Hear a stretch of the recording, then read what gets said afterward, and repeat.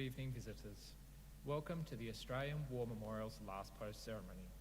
My name is Tristan Rallings, and joining us today from the Royal Australian Navy is Warrant Officer Nikolai Roth.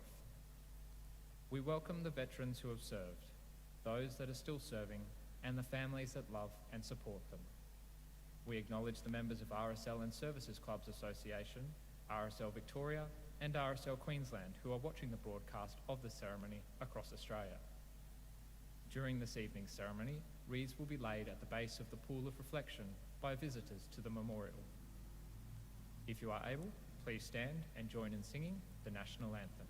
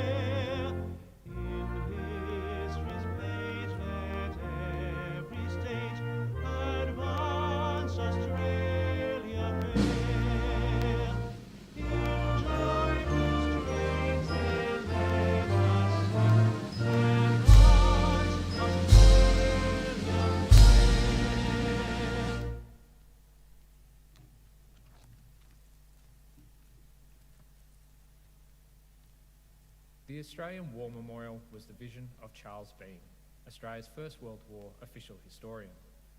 Bean landed with the Australian troops on Gallipoli and stayed with them at the front through to the end of the war. The idea of this national memorial and museum came to him at Pozières, France, in the depths of the bloody fighting of 1916.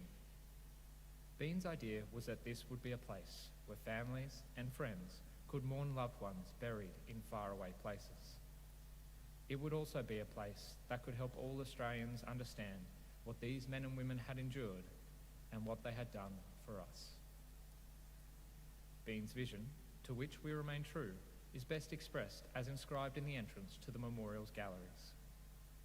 Here is their spirit in the heart of the land they loved, and here we guard the record which they themselves made.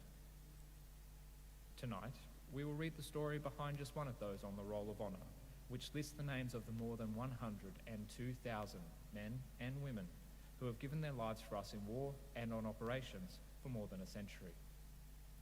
But first we present a lament, Flowers of the Forest. Wreaths of floral tributes will now be laid at the base of the pool of reflection.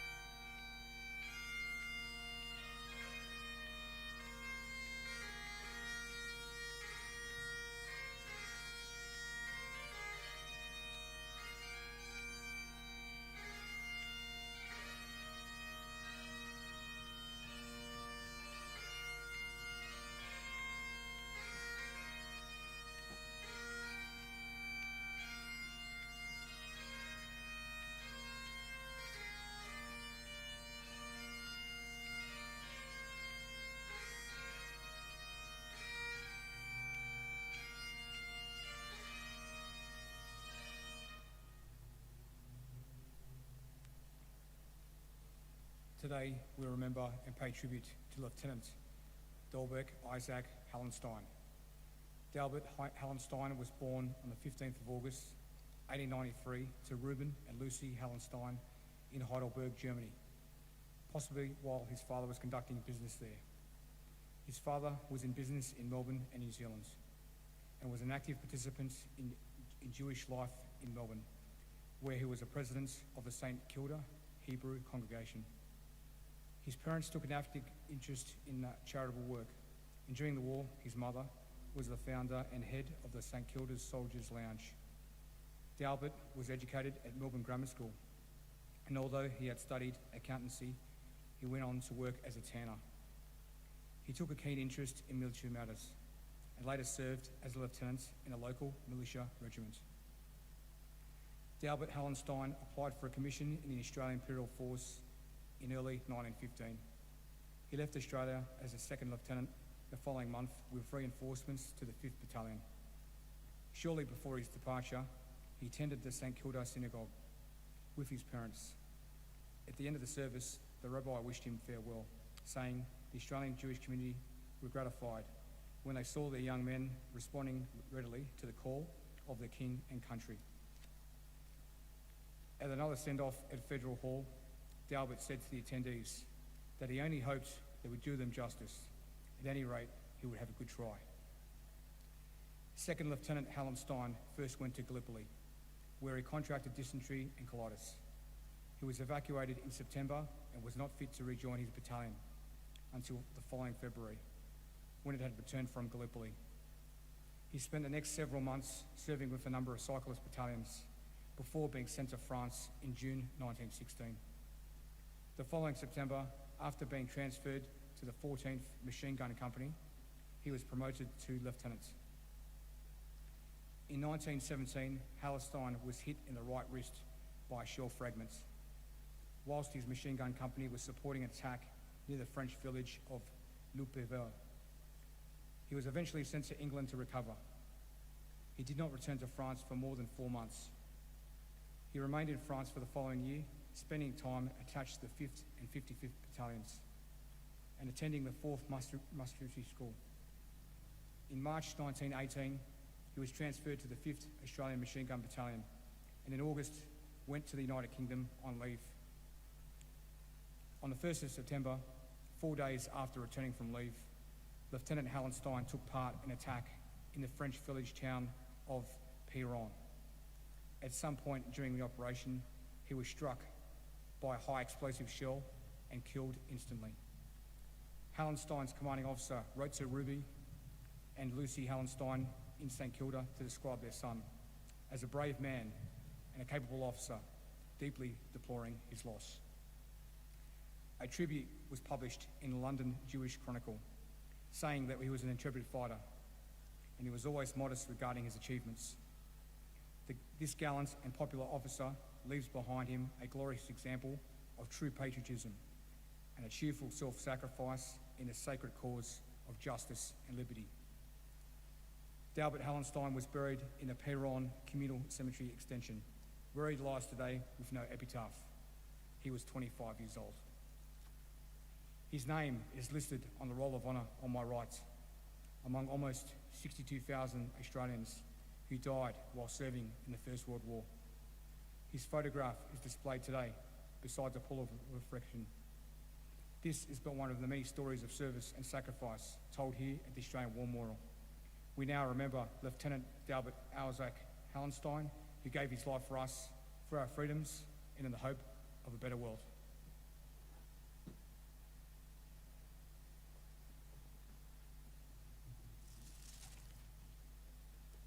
Please stand for the reading of the ode and the sounding of the last post.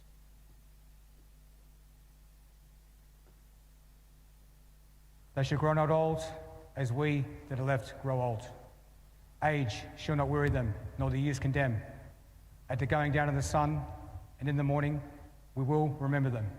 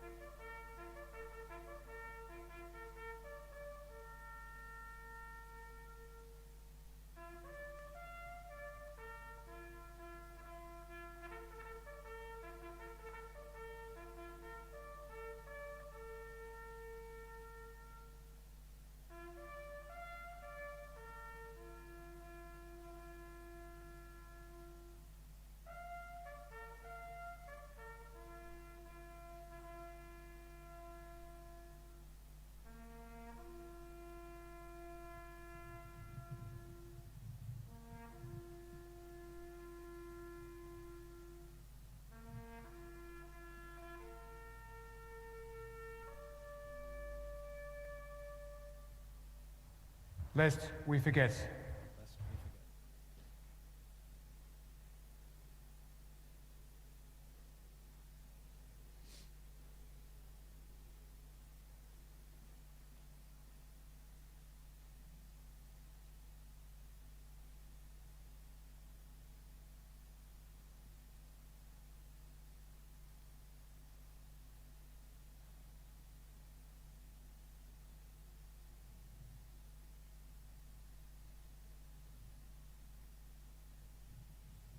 We leave you this evening with the words of the memorial's founder, Charles Bean.